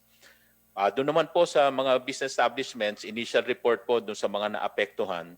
Again, generally po, limited yung damages, almost all mga business establishment, except for doon badly hit areas like Catanduanes and some areas in Bicol, like Albay and Quezon, doon po yung may mga naapektuhang mga business establishment. Maganda rin po, so operational generally po, no? May maganda rin po nangyari kahapon dahil linggo. So nagkaroon na rin ng mga preemptive moves. In other words, maraming nag-declare ng half day or no work kaya ho o kaya maaga nagsara. Kaya ho na protektahan yung mga empleyado doon at hindi na ho na masyado ring na damage yung mga business establishment except for yung nakita natin sa video na may isang mall na nasira sa Bicol na pinasok hanggang loob dahil may nabasag na salamin. Pero maliban doon, generally ho ay operational po ang business establishment today and especially starting tomorrow, today being a holiday. Except for those affected badly, lalo na dito sa Albay, Catanduanes, and Quezon, the rest are okay. Yung iba ho, affected pa ho ng power outages at i-report po mamaya ni Secretary Cusi. Yung mga power outages reported to me ay meron pa ho sa Albay, Catanduanes, Camarines Norte, Camarines Sur. Of course, isa-isa pong bumabalik ang power. Mare-report po ni Secretary Cusi. Number 3, lastly, yung actions taken. So ang DTI po, starting today, lumabas na ho yung mga tao rin natin at continuing yung monitoring ng supply, especially yung mga presyo. Kailangan ho walang gumalaw dahil ho wala price freeze lalo na sa lugar na yon at yung SRP supposedly hindi gumalaw. Ang food manufacturing companies, kinausap na rin po natin to alert them to, again, replenish quickly yung mga inventaryo, yung mga supply ng produkto para ho hindi magkaroon ng kaguluhan or pagpapanic buying. Typically ho, usually ho, after mga calamities, tayo ho ay gumagawa ng diskwento caravan kung saan nagkakaroon ng mga paninda doon, ng mga basic necessity prime commodities na diskwento. Dahil ho ka-partner natin ng mga private companies na gumagawa o nagmamanufacture ng mga produkto na to. At sinabay rin natin ang DA para ho dun sa mga agriculture products ho, para hong may bagsakan center din doon ng mga agriculture products at saka grocery products doon po sa naapektuhang lugar. Ang target po namin, ito yung action to be taken starting this week, 2 to 3 na diskwento caravan or 2 to 3 na LGUs covered per week. So para ho at marami hong maka-avail ng mga produkto na to at discounted prices. Other assistance provided, we always provide livelihood kits dun sa mga micro-entrepreneur na nawala ang paninda o naapektuhan talaga yung kanilang mga paninda, lalo na yung nasa palengke. Livelihood kits at saka microfinancing na meron pa rin ho tayo because of COVID-19 Kada-download lang po nung pondo. Salamat sa DBM at ano po, tuloy po yung ating microfinancing sa mga SME. Ito po yung kasama sa Bayanihan 2 na meron pong 4 billion na pwede hong ipautang ang TTI Small Business Corporation for MSMEs in general. At saka po another 6 billion para ho sa tourism kila Secretary Berna ng mga micro SME sa tourism sector. So 4 plus 6 billion po 'yon. Lastly po, we have talked to companies at saka yung mga hardware para yung construction materials makapagpadala ka agad doon. Kasama rin to sa ipo-provide na may diskwento para mapalitan yung mga naapektuhan ng mga bahay doon. Yung, lalo na yung bubong, semento at saka bakal. Yun lang po, Mr. President. Magandang gabi po. Salamat po for the report. Kasi wala na, I'd like to...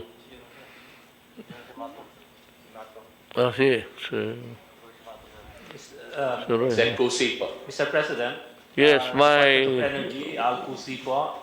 my general, my favorite general. Si Alcosi pa? Alcosi then Secretary Simato. Thank you, Mr. President. Starting last Friday po, nagkaroon na po tayo ng coordination meeting, lahat po ng industry players. This is the Task Force on Energy Resiliency that was formed during your administration. And we coordinated the steps and the actions that we are going to take. And I am happy to report to you that since Saturday evening, lahat po 24 hours monitor were being undertaken. Sa ngayon po, kaninang umaga po, nag-report po ako dito at as of 6 a.m., sa areas po ng Batangas, Bulacan, Laguna, Cavite, Rizal, Metro Manila, there were 53,800 consumers or customers po, customers na wala pong kuryente. Kanina pong alauna, it went down already po to 33,000. And as of 6 p.m. today, it's down to 19,000. So the people on the field are working 24 hours and hopefully this will be restored soon. Now in Region 3, the Bicol area, the Albay, and Catanduanes, Masbate area, ang Masbate po partly restored na po yun. Ang Catanduanes, Albay, Bicol area po, no? Wala pa po silang kuryente doon. Totally wala pa pong kuryente because ang atin pong transmission line and distribution lines, no, that connect to the customers na sira po. And as of 6 p.m. today, there were two transmission lines. The transmission line from Tayabas to Naga and from Naga to Concepcion have been restored. And this will partly energize the Naga area. So, as a safety precaution naman po, in terms of power generation, nag-voluntary or intentionally shut down 2,199 megawatts or 6 power plants. Intentionally, they went on shutdown as a precautionary measures, but they are available. Ngayon po, doon sa mga dam na nai-report kanina, all dams po, no, except for Ambuklao and for Binga. Hindi po tayo spilling operation po. Except for this Ambuklao and Binga, we are doing a spilling operation, regulated spilling operation po, but it will not cause any flooding. As reported earlier also, wala po namang naging damage sa mga dams. Dito po naman sa NPC, sa SPAG power plants, no? Dito po sa island provinces natin, wala pa kanina pong hapon, wala pa pong na-establish na communication to Catanduanes and Camarines Norte and Camarines Sur. But as reported kanina po ni Secretary Roque, meron na po, pero wala pa po akong natatanggap na report sa mga cooperatives po at sa mga distribution company. Sa Albay naman po, Masbate area at Romblon area, standby na po ang ating po mga genset to energize. Ganun din po sa Marinduque and Quezon area. Sa transmission line po, nasabi ko na po kanina, dalawa pong transmission line ang na-connecta na po, and that will partly power Naga. Sa distribution naman po, sa mga kooperatiba po natin, there are 45 cooperatives that are affected. Ang normal operation na po 25, and number of province affected po is 25. Ngayon, sa estimated damage that have been submitted by NEA, it's 2.8 billion po ang na-damage sa mga poste at sa mga linya. So, ando naman po dito sa atin po, dito sa Region 4A at saka dito po sa Metro Manila, 19,000 na lang po ang ating i-energize. Yun pong kaninang task force kapatid. Ano po itong task force kapatid po, ito ang bayanihan po ng mga different cooperatives where those unaffected cooperatives help to restore powers in the affected areas. Sumasama rin po dito sa task force kapatid na ito, including po yung mga distribution utilities like Meralco, Aboitiz Power of in Davao, no? Pumupunta po sila rito at nakikipagtulungan po. Now, on the oil supply po, meron po tayong enough supply in the affected areas, and based on the inventory report, it will last for 22 days. No, we have 22 days stock. And as reported also po by Secretary Lopez, nagpapa-effect po tayo sa petroleum products ng price freeze. Pero considering po nagpa-fluctuate ang price ng oil, and considering that last week po bumaba ang presyo ng oil sa international market, we're expecting the price of petroleum product this week to go down. So, but we are going to implement the price reduction, but no, we will not allow any price increase. Ngayon po naman, bilang po isang chairman po ng CORD, na-assign po ninyo ako bilang isang CORD chairman ng Region 4B, nabisita ko na rin po ang affected areas ng Typhoon Quinta, at sa Mindoro po, nagkaroon po tayo ng coordination meeting sa gobernador at different regional directors. At ang naapektuhan pong mga mangingisda na nasira po yung mga bangka at yung mga nawalan po ng bahay, nakapag-coordinate na po tayo kay Ed Gongona po ng BIFAR, kay Administrator Gongona, at kay Administrator June Escalada po ng NHA, na para po matugunan ang pangangailangan po ng mga mangingisda at ng mga nasiraan ng bahay. Doon po sa damage po ng Quinta, dapat po sana restore na lahat ng power by Sunday, yesterday po, no?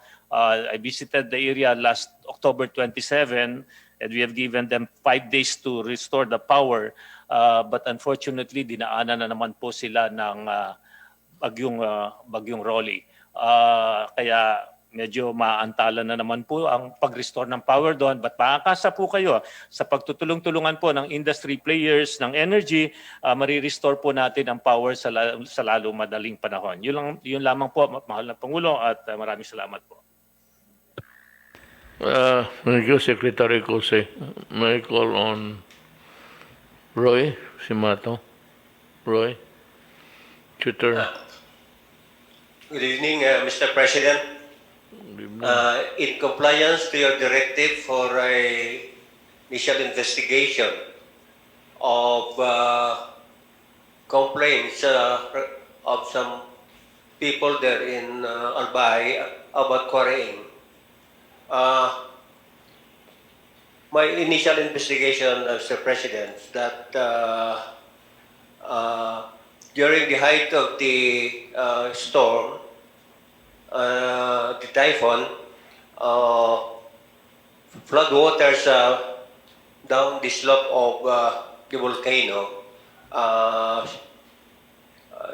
fall down on the 3 rivers where 11 operators, quarry operators who are operating. And some of these operators left their stockpiles in the middle of these rivers. Kaya nung bumaba yung tubig, malakas, dala-dala yung lahar, pati yung mga stockpiles nila doon, boulders, ay kasama na. And the rivers, nagsolen yung river, umaabot doon sa mga residential houses sa bank of the river. 4 po ang namatay, 3 na crash at saka na-buried ng laharan aggregates. Itong 11 permits na binigyan ng itong quarry operators, binigay po ito ng provincial government. Ito, sila kasi nagbibigay. Yes. Mr. President, good evening. Wendell. May pera ka ba? Ay, Kung wala ka pera, huwag ka magsalita. alam niyo, Mr. President, marami kasi nagtatanong kung may pera pa ba daw ang gobyerno sa gitna nitong mga kalamidad na kinakaharap natin. Gusto ko lang ipaalam, Mr. President, na ang estado po ng ating NDRRMF funds o yung tinatawag na National Disaster Risk Reduction and Management Fund ay stands at 3.622 billion pa po after we have augmented this with 5 billion based on Bayanihan 2. Ang total po na budget ng NDRIM for the year ay Kaya nga gusto ko lang ipaalam, Mr. President, na ang estado po ng ating NDRRMF funds o yung tinatawag na National Disaster Risk Reduction and Management Fund ay stands at 3.622 billion pa po after we have augmented this with 5 billion based on Bayanihan 2. Ang total po na budget ng NDRIM for the year ay nasa 16 billion. At nagamit na po ang iba dyan, kaya nag-augment tayo. At base din po sa General Appropriations Act, ang mga sumusunod na mga departamento ay nilaanan ng tinatawag na Quick Response Fund. Ang DA po ay 1.5 billion, ang DepEd 2.1 billion, ang DOH 600 million, ang DPWH 1 billion, ang DSWD 1.25 billion, at ang National Electrification Administration 100 million. Ito po yung pinupunan natin pag na-deplete na at para lang sa ganun makasiguro tayo na at any given time kung may kalamidad ay makakapag-responde kaagad itong mga departamento natin to. At awa ng Diyos, sa pagkangayon pa po, ay hindi pa naman kami nakakatanggap ng additional request galing sa kanila. Subalit, we expect that in due time, hihingi sila ng dagdag dahil siguradong madideplete na rin yung pundo nila. At itong mga department na ito ay siguradong direkta lang nila sa akin dahil under the law, hindi na po kailangan na iakyat sa inyo at maaprubahan na po namin kaagad para madalian lang po. Yung bigger requirements po natin as a result of and the effects of Super Typhoon Rolly ay nandiyan naman si Senator Bong. We will work this out with Congress kung paano po na matugunan nito dahil ongoing pa naman yung usapin about the 2021 national budget. Tingnan po natin kung pwede pong magawa ng paraan and the Congress will understand the needs of our people in relation to the eventual passage and approval of the 2021 national budget po. So yan lang po muna sa ngayon. Thank you very much, Mr. President. Thank you, Wendell. Anybody else? Kasi pag wala na, may gusto akong gawin. You know, may babasahin kasi ako. But before that, Alam mo, ang tao kasi, alam nila na there's not enough to go around with money. Talagang kulang. Walang,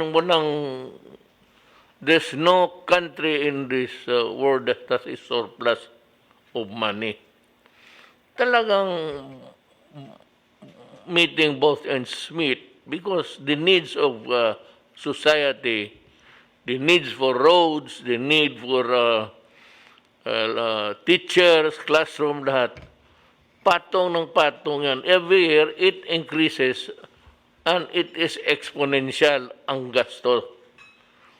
Sabi nila minsan, under the mango tree ng kaklase, we've been correcting it and we're trying to still do it until now. Ang importante na kasi dito, Wendell, na malaman ng tao na may pera para dito ngayon. Kunwari itong pangyayari ngayon. That there is money coming for them to use. Hindi sila maghirap, talagang stretching to the limit yung not only the money but the agony ang pag nila. So, kung alam lang nila na may pera tapos nagastos ito ng tama at dumating doon ito sa mga beneficiaries, yun lang naman kailangan nila. They know that there is money. Pinag-usapan natin ngayon, we have been transparent. Yan, sinabi mo. Now, that's good. That, lahat nagsasabi, may pera itong departamento ko.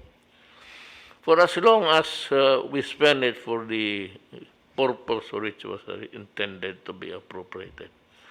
Ang tao walang Ang masakit sa taong bayan, yung alam nila na may pera na dapat para sa kanila, in this case, the assistance, tapos walang dumating at pinordoy, somebody goes out to embezzle or abscond with the money, yan ang masakit.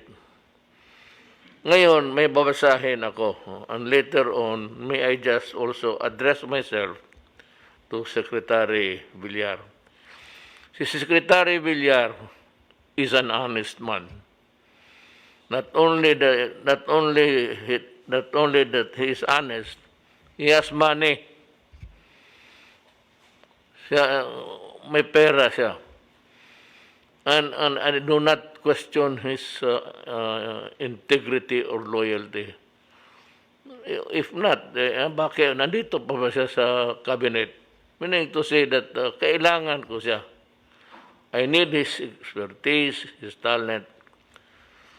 Ang itong mga corruption, baski sinong administrasyon to, nandyan na gaya ng PhilHealth.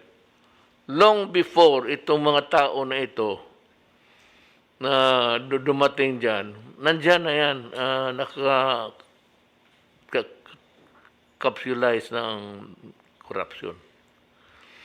Now, one of them, gusto ko nga sabihin, mga kaibigan ko, may warning ako sa kanila. Sabi ko na they want to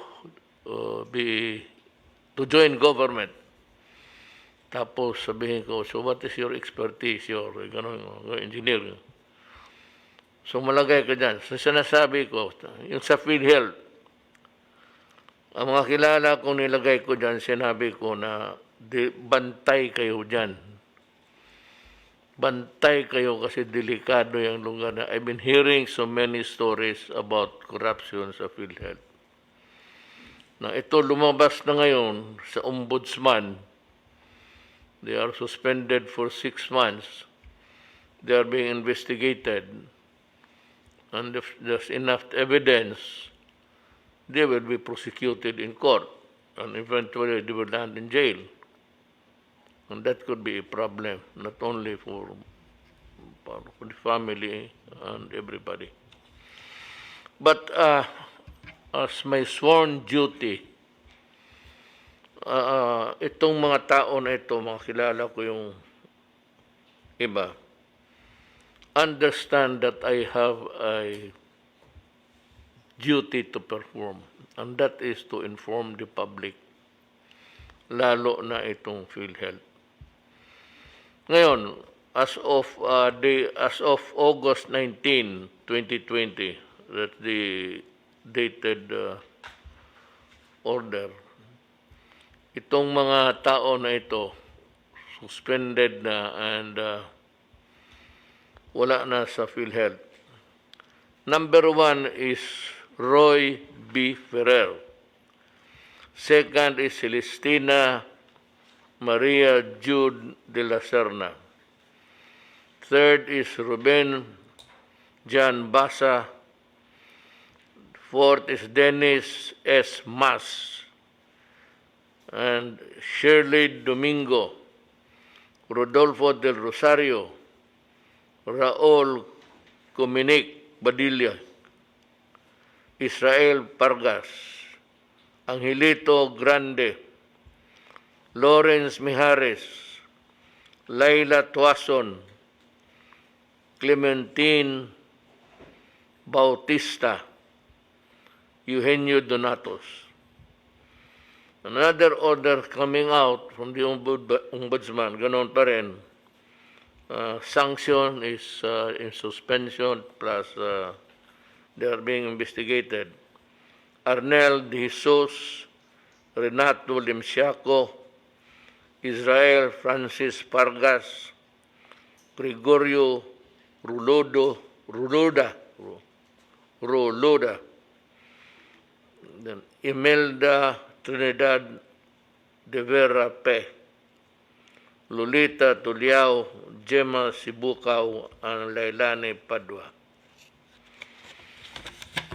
Sa immigration, sinasabi ko sa inyo, uupakan ko. Sa immigration,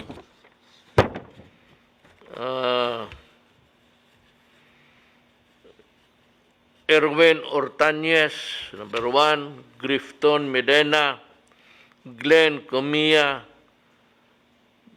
Benlado Guevara, Daniv Bensol, De Leon Albao, Arlan Edward Mendoza, Anthony Lopez, Cecil Orozco, Dennis Robles, Bradford Allen So, Vincent Brian Alas, Rodolfo Magbuhos Jr., German T. Ruben, Gabriel Estacio, Ralph Ryan Garcia, Paul B. Villanueva, Abdul Fahad Kalaka, Danilo Judor, Mark Macababad, Aurelio Lucero, George Bituin, Saluhudin Hajinor, Cherry Pie Ricolcol, Chevy Chase Manyon, Carl Jordan Perez, Abdul Hasif Ajis Basar, Jeffrey Dale Ignacio, Juan Carlos Gomez, Clint John Simen, Jason Abelde,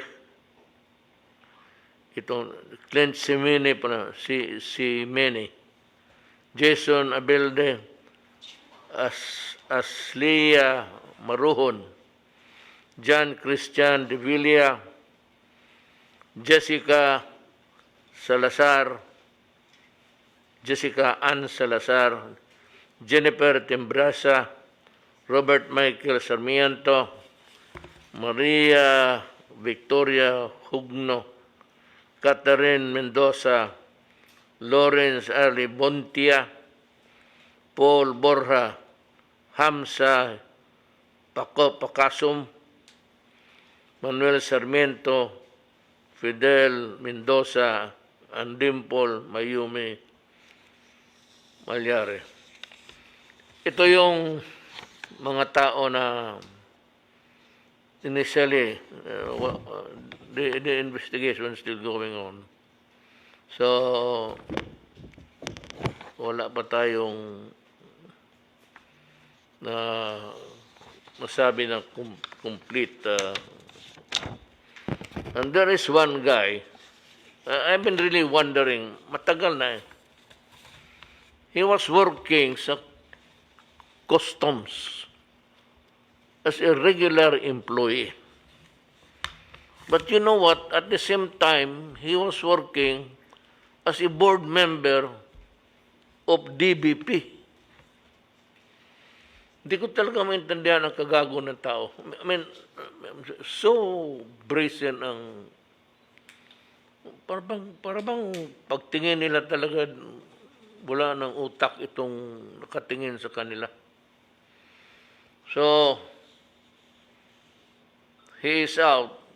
I'm sure this guy will go to prison. If the case is pursued, maraming kaso to, sigurado. Patong ang kaso nito, from perjury to, falsification of public document, making false entries. Marami to. Hindi ko na lang basahin, sa customs, 20 na ang dismiss talaga.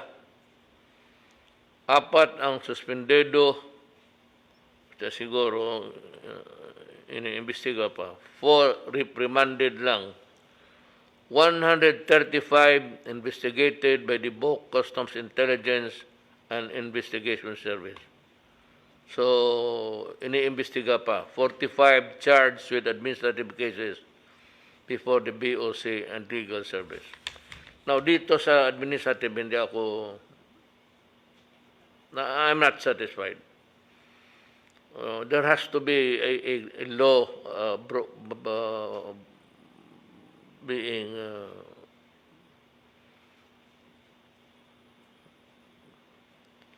as ganito charged with administrative, I'd like to call the customs na criminal pati administrative talaga.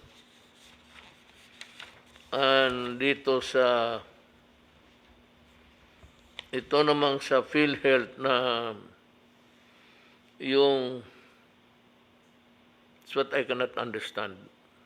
That's why I'm giving you only 3 days to process the paper.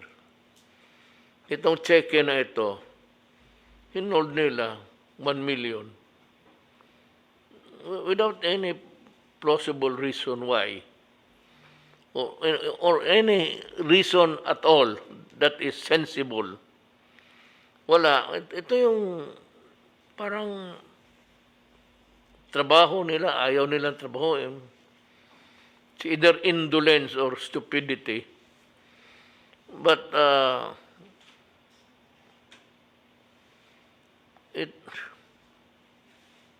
Tagadabaw pa ito. Roger Tong-an, Kenneth Ronquillo, Laureano Cruz, Marlene Beltran, Esperanza Karating. Ito yung delay ng benefit sa PhilHealth. Hindi ito sindikato. Yung talagang it's almost criminal negligence yung gano'n eh. So, mayroon pa. The next round is will be by December. Many will lose their jobs. Many will be separated from government. Many will face prosecution. And many will go to jail. Yan ang para sabihin ninyo na sa pastillas, 40 na. Tapos dito, pinatawag ko sila. Di ba sabi ko noon, kung mahilig ka ng pera,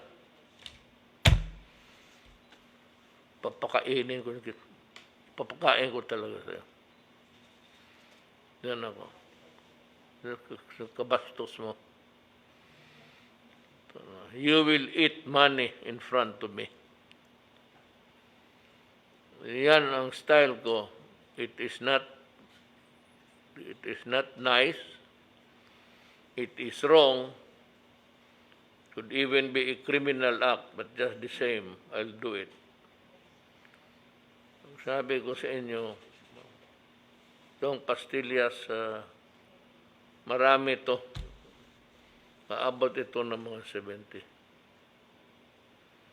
Wala ka pa dyan, Art. Wala ka pa dyan, Mark. Nandyan na yan sila, matagal na yan. Pero tayong pasahero noon, alam na natin. Kaya kami taga-probinsya, we travel almost with regularity. Bakasyon, All Souls Day. Kaya nga ako nung nauwi, itong mga ugok naman sabi, wala ako. I was waiting for the typhoon to pass. Then lumipad ako. Napunta ako kanina sa kung wala kayong patay, okay lang. Kami may mga patay, kailangan umuwi kami doon sa amin. Pero ngayon, nandito na ako. Yung sabi na wala ako dito kasi wala sa probinsya. So, what's the problem? Ang mga papilis, pinadala ninyo dyan. Tapos, pirmahan ko, padala ko uli. Machine lang naman yan . So, di ba na wala ako nandito sa pagbagyo. Well, do you want me to stand doon sa White Sun ni Roy, si Mato, just to show that I am here? Kaming lahat wala because by bagyo . Ngayon, I was waiting for just yung tail end ng bagyo. Then, lumipad ako. So yan, as I've said, I will dedicate the last 2 years or whatever is left of my term to fight corruption. Marami ito.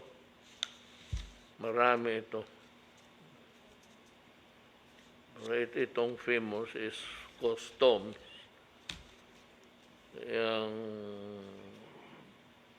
Yung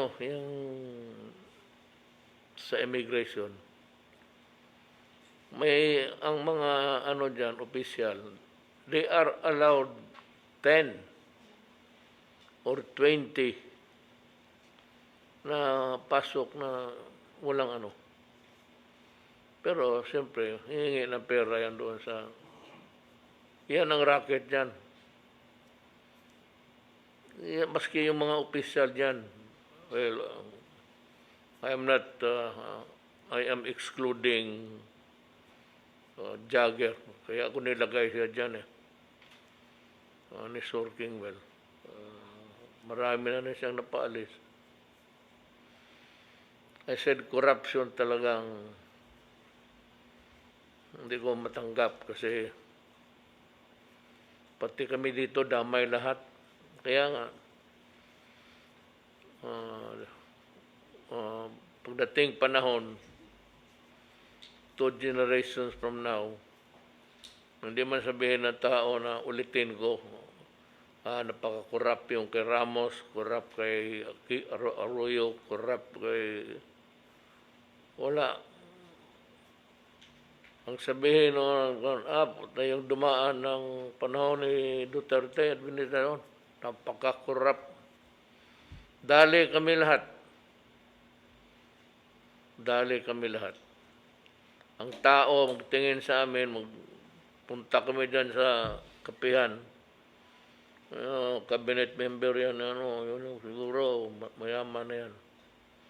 Well, let me cut the belief. Pakita ko talaga sa inyo na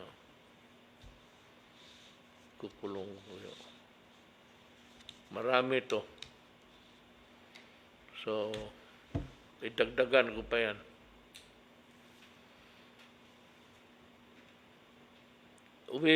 Itong mga nasa, alam mo, totoo lang, itong mga tao dito harap ko, cabinet member, most of them ayaw magtrabaho sa kabinete.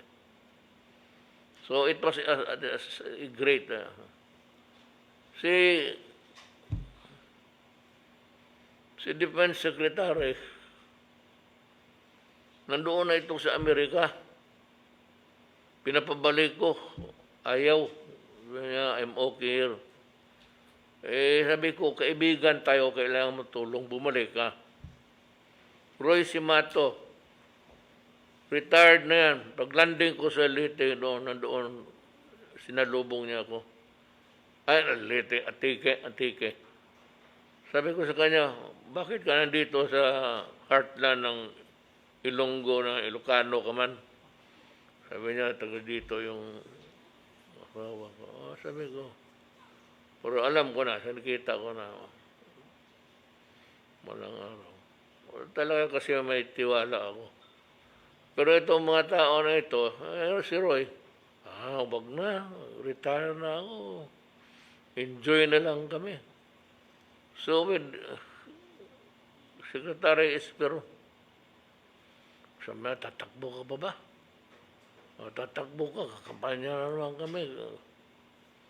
Kasi we have our political affiliations or predilections, if you want to use the word. So, yun. I hope we have explained to the people what we have done to meet the challenges of the moment. And I hope that you have clearly understood that the money that we are spending will be really spent for the people. And we will hold ourselves accountable for it. So huwag kayong mag-alala-alala. Tatrabaho tayong lahat. Maraming salamat po.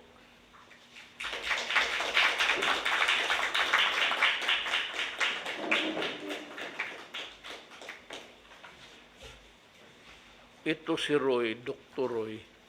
Ikat mo na, wala na. Ibigan ko ito, doktor, ito sa Davao. Sabi niya, gusto niya sa PhilHealth. Sabi ko, bakit ka sa PhilHealth, Roy? Sabi ko, bantay ka dyan.